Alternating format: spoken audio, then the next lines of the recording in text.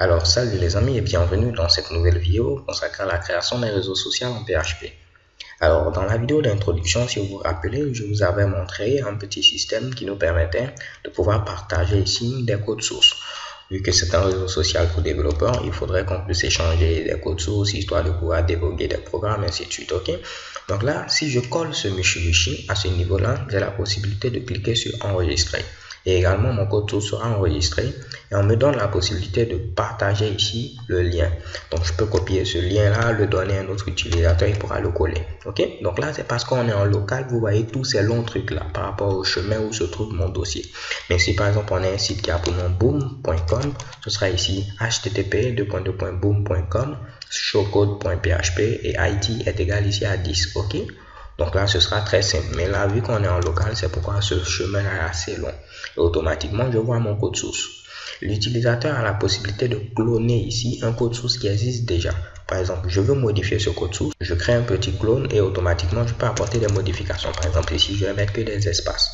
Si je clique ensuite sur enregistrer, l'identifiant du code précédent c'était 10. Maintenant, cet identifiant c'est 11. Ok? Et automatiquement, une autre personne peut également le cloner. Il va mettre comme identifiant 12 automatiquement, ainsi de suite. Donc, si je clique sur enregistrer, ce nouveau code sera cloné et modifié. Automatiquement, l'identifiant est 12.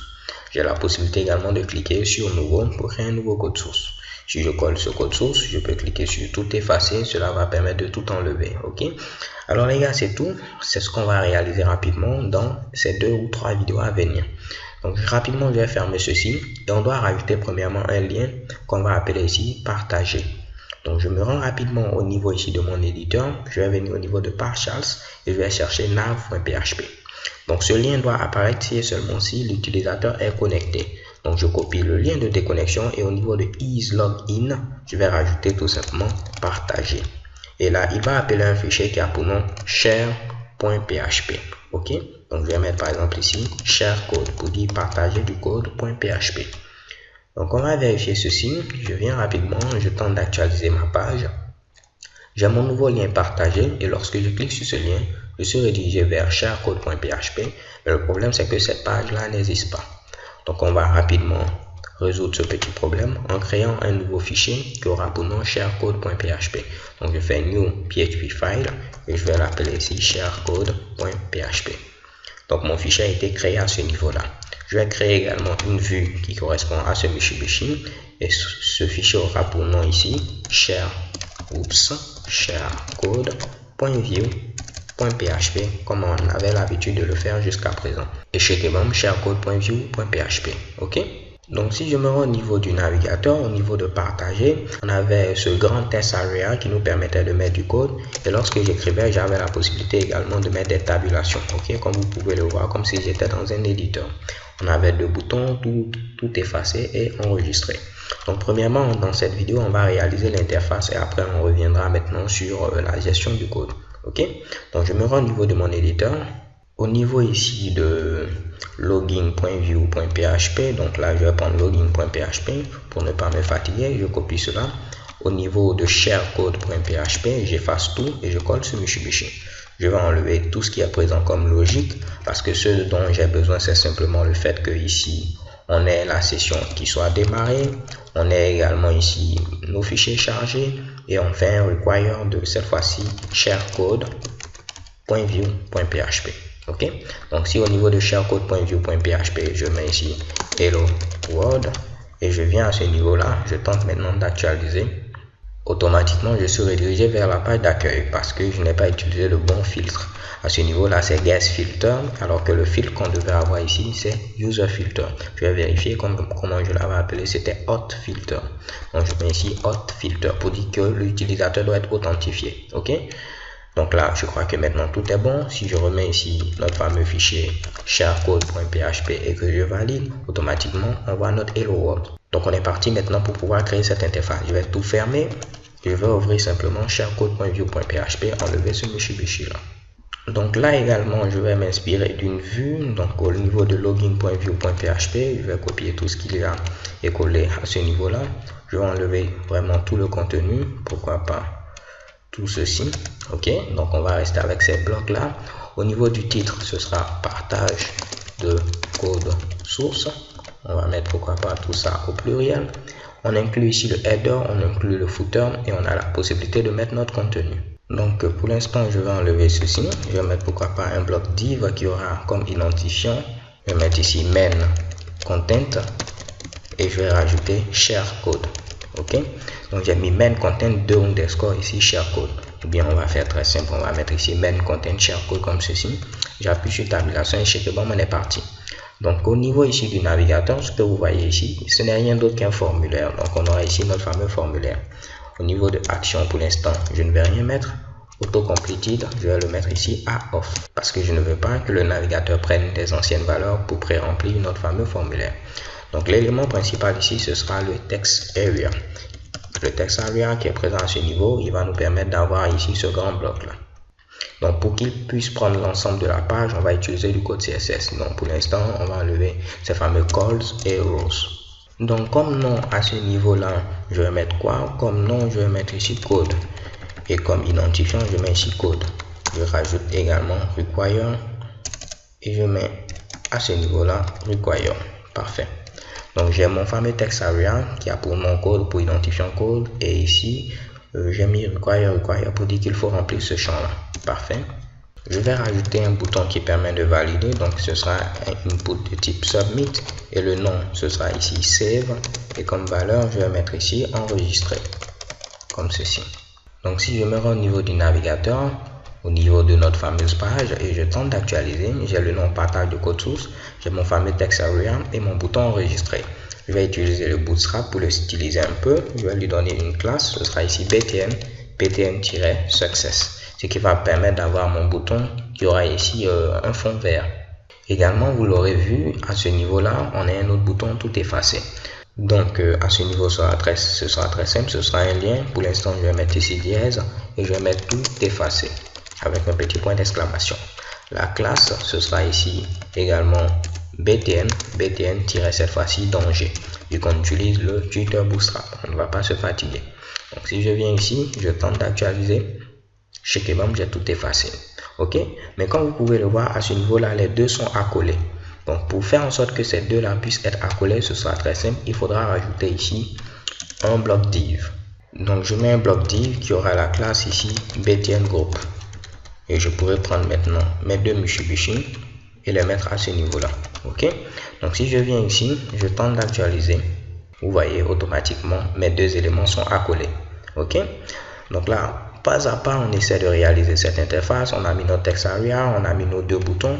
Maintenant, on va tenter de styliser tout ceci.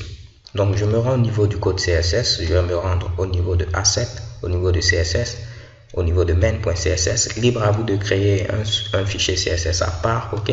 Mais moi, je vais mettre ici ce Mitsubishi au niveau du même fichier. Et je vais l'appeler ici share code CSS. Pour la partie qui permet de partager du code source. Et je mets ici and share code CSS. Parfait. Donc au niveau ici de notre fichier, je lui avais donné comme identifiant ici code. Donc je peux mettre ici dièse code pour le styliser. Soit dit en passant, je vais rajouter pourquoi pas un petit placeholder et je vais mettre ici entrer votre code ici pour que l'utilisateur sache qu'il doit entrer son code à ce niveau là. Donc si je viens ici, je tente d'actualiser, vous voyez Shakebomb, entrez votre code ici. Première des choses que je vais faire, c'est quoi? À ce niveau là, je vais dire prends 100% de la largeur qui est disponible. Donc je mets ici width 100%. Je viens ici, je tente d'actualiser et Shakebomb il prend 100% de la largeur disponible. Vous voyez que j'ai des bordures qui sont présentes à ce niveau là. Je ne veux pas ces bordures là. Donc je mets ici border. Je rajoute tout simplement none pour ne pas qu'il me mette ici des bordures. Je vais rajouter également outline 0 pour ne pas qu'il me mette ici une bordure, une bordure extérieure. Ok, donc là tout est bon. Au niveau de la couleur de fond, ce sera le noir. Donc je mets ici background color et comme couleur de fond, je mets 000 qui correspond au noir. On va modifier également la couleur du texte. Et pour la couleur du texte, ce sera du gris. Donc C5 qui correspond à du gris. Vous voyez, c'est ce gris qui est présent à ce niveau-là. Ok, cette couleur-là. Donc je me rends rapidement au niveau du navigateur. Je dois avoir mon fond noir et également ma couleur de texte ici, le gris. Vous voyez qu'on a la possibilité de redimensionner ici notre text area. Moi, je ne veux pas cela. Donc pour ce faire, je vais rajouter ici resize. Comme valeur, je vais mettre ici none. Je ne veux pas qu'on puisse le redimensionner.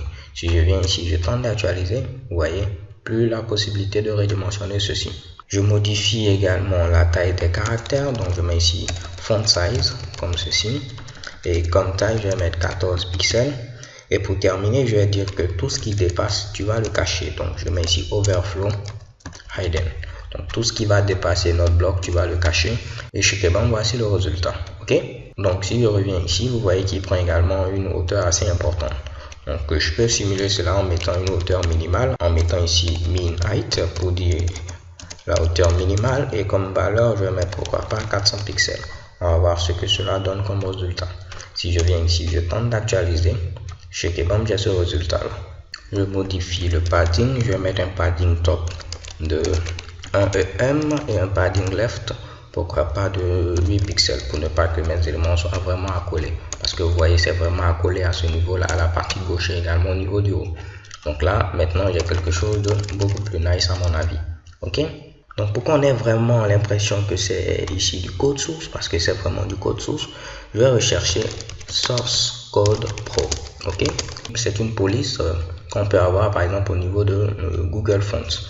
Donc je vais mettre ici pourquoi pas Google Fonts, parce que je crois que Google dispose de ce Mitsubishi là. Donc je clique sur ce lien et automatiquement je serai dirigé vers la page qui permet d'avoir des polices au niveau de Google. Je descends et je choisis Open Source Pro in Google Fonts. Ok, voilà. Donc si je descends, normalement je peux choisir ici qu'est-ce que je veux. Est-ce que cela doit être en gras, ainsi de suite. Je vais prendre normal 400. Et une fois que c'est fait, j'aurai la possibilité de pouvoir l'inclure au niveau de mon code source. On me dit voilà ce que je dois mettre. Donc je vais préférer le mettre au niveau du code CSS. Donc je copie ce lien là. Une fois que je copie ce lien, je viens au niveau du code CSS, je vais l'inclure tout juste en haut, tout juste au début, pour que ce dernier soit beaucoup plus visible. Mamma mia, quel est ce problème là? Ok.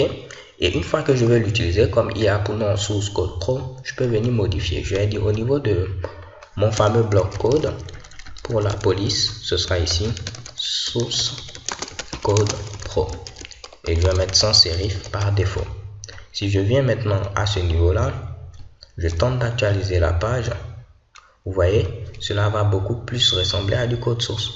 Si je tape ici cela, je vais prendre un code source rapidement ici. Pourquoi pas ce code source-là. Et si je viens le coller ici, vous voyez, automatiquement, on a vraiment ici l'impression que c'est du code source, comme vous pouvez le voir ici. Alors les gars, surtout, on ne va pas s'attarder au CSS, c'est juste pour vous montrer un peu les fonctionnalités. Donc là, on va terminer. Au niveau ici de Main Content Share Code, je vais le mettre en position relative, ce qui va me permettre de pouvoir placer mes deux éléments tout juste en haut. Parce que vous voyez que ces deux éléments-là étaient présents à ce niveau-là. Ok? Donc, je vais leur donner également, pourquoi pas, une classe. J'ai mis ici nav. Et là, si je veux maintenant modifier cela, je n'aurai qu'à mettre ici .nav comme ceci. Cette fois-ci, ils seront en position absolue, parce que ce dernier est en position relative. Donc tout ce que je vais mettre en position absolue, ce sera par rapport à ce bloc là. Ok, si cela est un peu confus, essayez de revoir mon cours un peu sur CSS. Donc là, je vais mettre ici une valeur pour le top et également une valeur pour le right. On va mettre pour le top 10 pixels et également pour le right, on va mettre ici 10 pixels.